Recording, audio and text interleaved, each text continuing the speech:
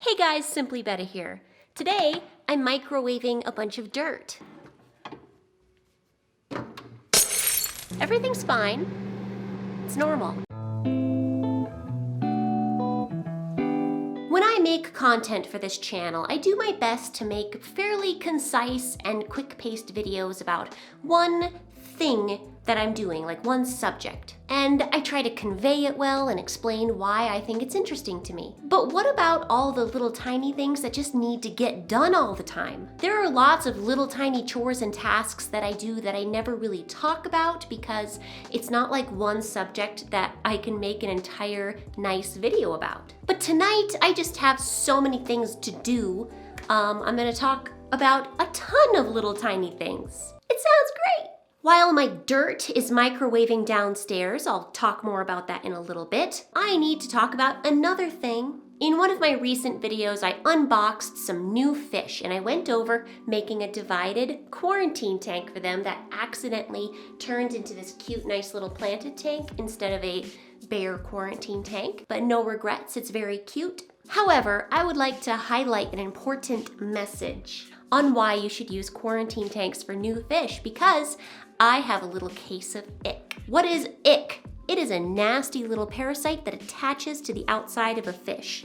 It's like this little white cyst, and I spot it on the beautiful little red-headed male that I got from Splashy Fish. I wouldn't call this unusual. I mean, you get fish from places, sometimes they can come in with ick, especially considering all the different places that fish come from, and all it takes is one nasty little cyst surviving somewhere in a package to transfer to you. And fish might get stressed from shipping and all that jazz, and that's the reason why you can get a little bit of an outbreak when you get a new fish. I just noticed this and I'm gonna take care of this little problem right now using a product called IckX. I've never actually used it before. I just have it on hand in case I had an outbreak at any time. Aquarium Co-op swears by using IckX. It's like their favorite ick treatment, and I'm pretty sure it's okay for planted tanks.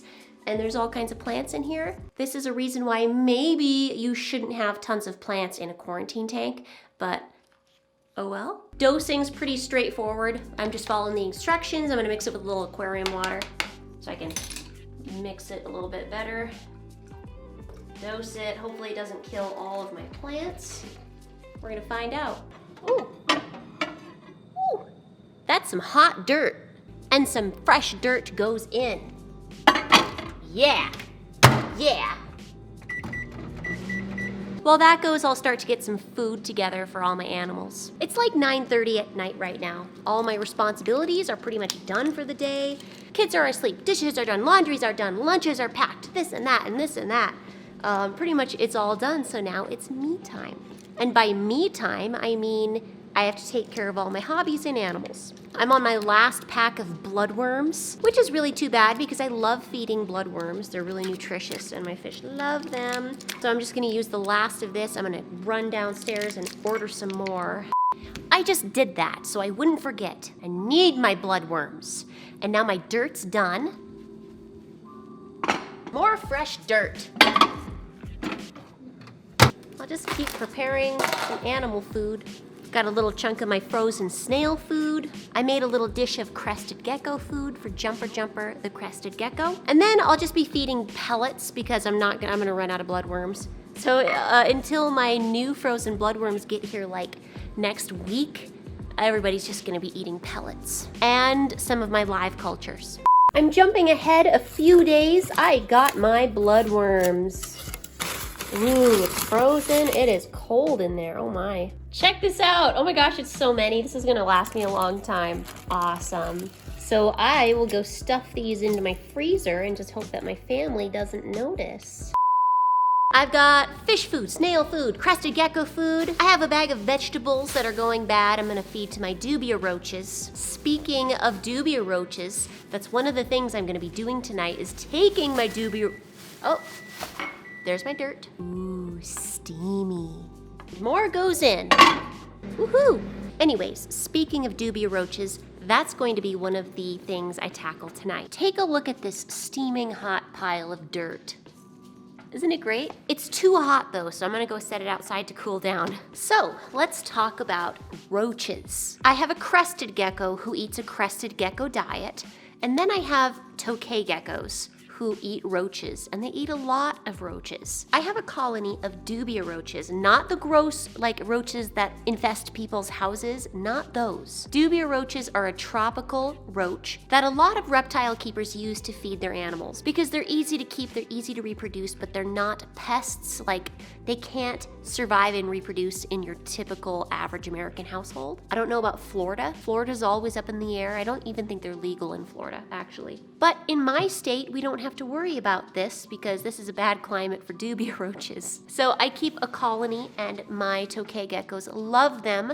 I have one other little creature who I think is going to love them too, who I haven't introduced yet, but that'll be in a little while when I'm ready. Keeping a roach colony is pretty easy. All you have to do is like feed them for a while and they'll start reproducing. I've come to a point where I need to clean out their cage. So I'm gonna figure out a way to sort these roaches by size so I can keep my breeder roaches in one container and then the smaller roaches I have growing out in another container. To do that in a way that's not gonna take me like 6 hours of like picking up bugs, I'm gonna do something I'm gonna try something new. I've been meaning to do this for a while and I could just never really find the time or the energy to do it. So tonight's chores night, why not just get it done? I'll start this little roach sorting project by destroying a perfectly good bucket. I have an 1/8" drill bit and I'm just going to make a whole bunch of holes in the bottom of this bucket. Check that out. Look at all those holes in this nice ruined bucket. So now I'll choose another perfectly good bucket and drill a bunch of slightly larger holes in it.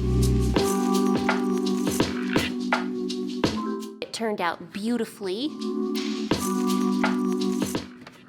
The 1 inch might have been too big. Oh well, I guess we'll just have to find out. I moved outside for this next part. Now I'm gonna sort the roaches. While I do so, I'm just gonna wear gloves and a mask. I don't really wanna be touching these guys or inhaling any dust. That kind of stuff's not good for you. In fact, I think it's fairly well known that you can develop allergies to these guys if you like come in contact with them like that. A bunch of reptile people make sure to not inhale any of the dust. My lizards are just lucky that I love them so much. All right, I think I'm just gonna dump all the contents into one of the buckets. See them crawling around in there. It's kind of gross, but I like it. I'm gonna dump it into this little hold bucket just to get the frass away from any babies or adult. And it's gonna go into this bucket where I can just throw it away. Grossy, grossy, gross, gross, gross. Okay, I got most of the frass out. Now, I'll start shaking off these old gross egg cartons. Oh my God.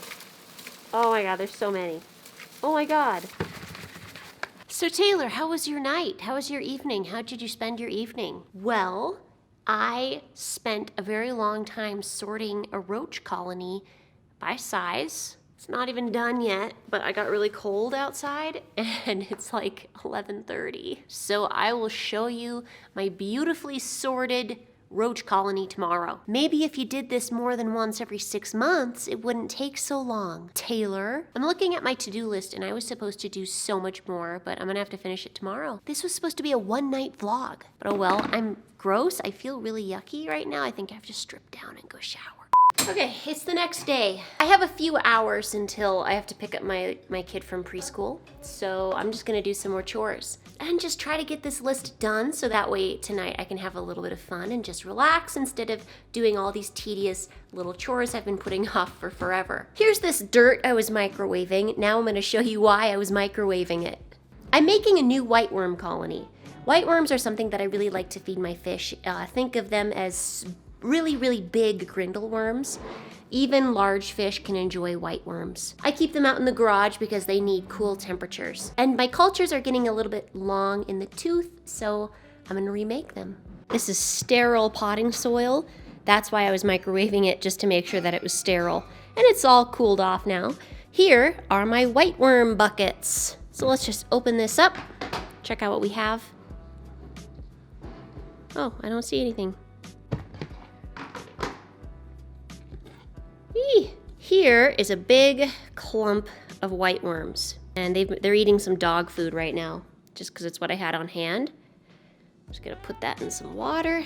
It's just one of those gross little tasks you just have to do every now and then, is remake your cultures. So I'm just taking out these clumps of worms. I just rinse them off and I'll put them in the new container.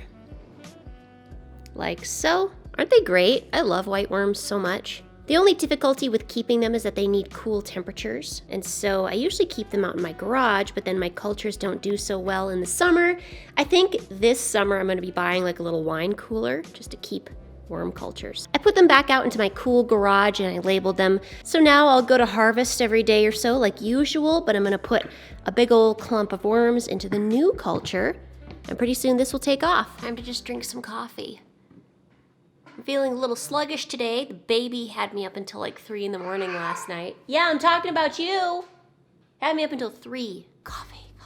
Now, since I was remaking my white worm cultures, I just remembered I have a friend, Tazawa Tanks, who a long time ago mentioned that he wants some of my white worms. And I was like, yeah, I'll send some to you, no problem. And then I forgot. I'm just gonna slide into his DMs real fast. Hey, you want some worms?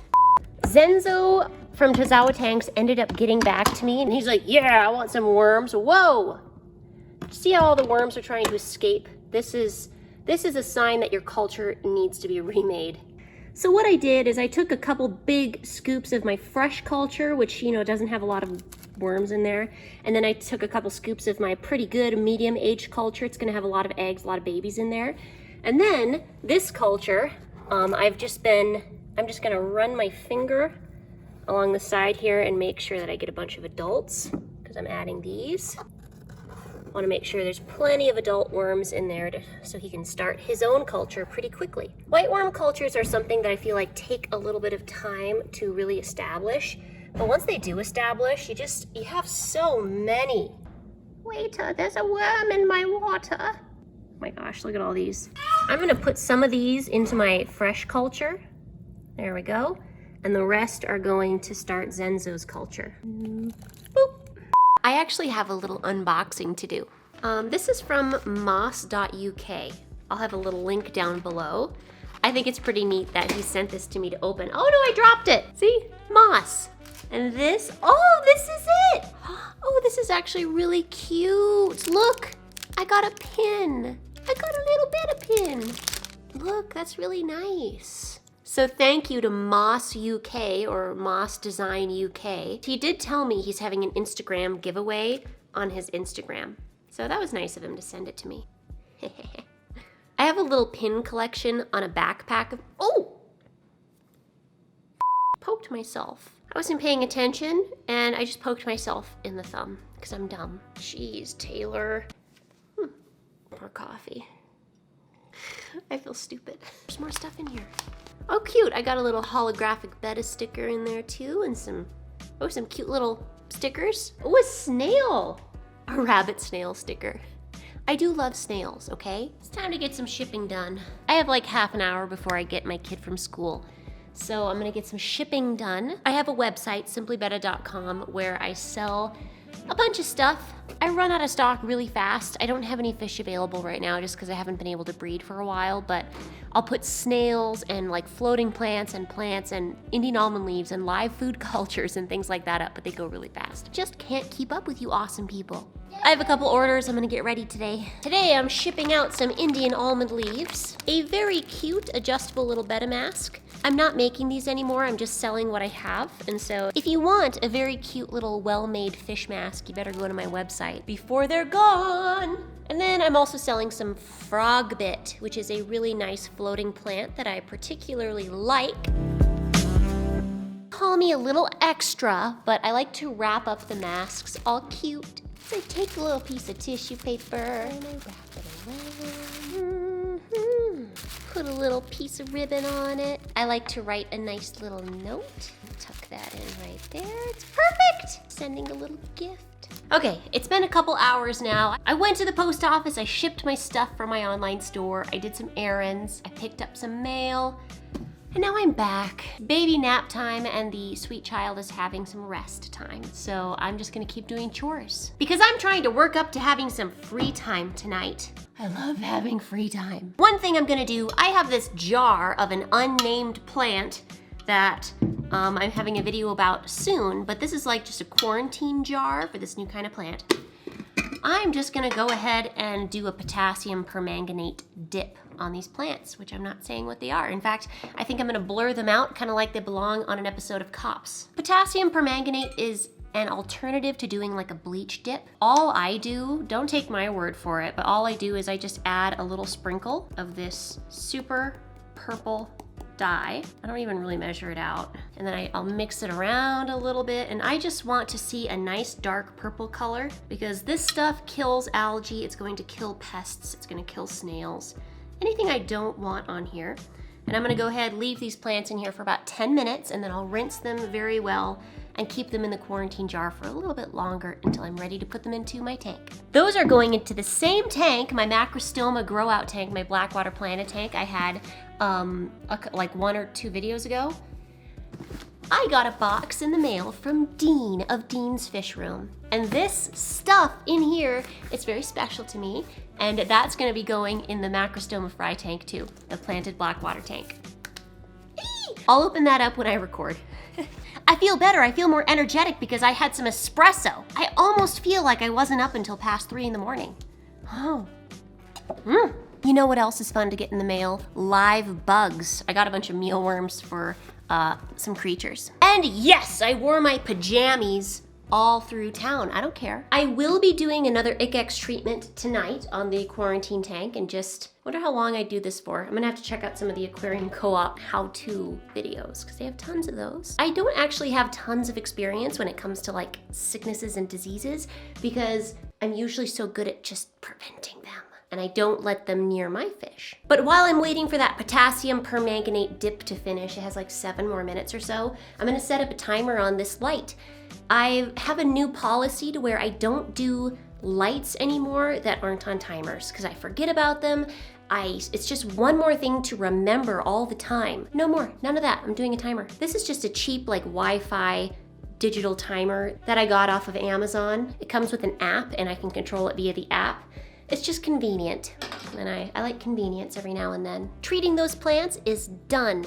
Doing that little timer is done. Can I rest easy? No, because I have to do water changes now. I'm actually gonna wait till my baby wakes up so I don't accidentally wake him up with all the ruckus of water changes. So while I wait for him to wake up, I'm gonna go downstairs to my computer. I'm just gonna sit down. I'm going to write a little bit, because I have some videos coming up where they have to be well thought out and explained. So I write things out and I work on my upcoming video list, and the work never ends, but I like it. My day went on. I had some good family time and a nice dinner with my family and played with the kids, got them down to bed. Now I can just finish my chores, which tonight it's doing my weekly water change on this big steel rack of mine. Right back here. Besides my 20-gallon longs that I've been making recently, these are my only tanks that I have left. And I'm being a little bit quiet right now because the kids are sleeping, I hope. So I'm gonna start water changing.